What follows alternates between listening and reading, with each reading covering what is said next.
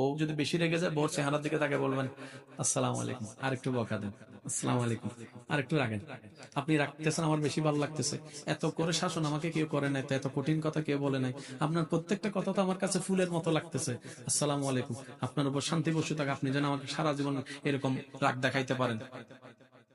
দেখবেন আপনার বউ মুস্কি হেসে দিয়েছে। মুস্কি হাসার সাথে সাথে সব রাগ।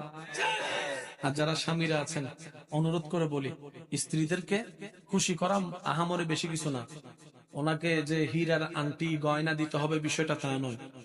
আপনার সামর্থ্য অনুযায়ী যখনই যাবেন, মাঝে মধ্যে হোক, একটা 2 টাকার চকলেট নিয়ে যান, একটা 2 টাকার চকলেট।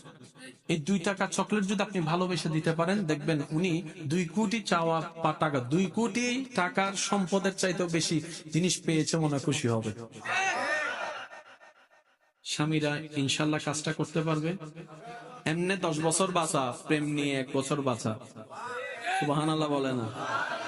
1000টা নিঃশ্বাস নেওয়ার চাইতে প্রাণ ভরে একটা নিঃশ্বাস নিয়ে বাঁচেন, এটাই আপনার 1000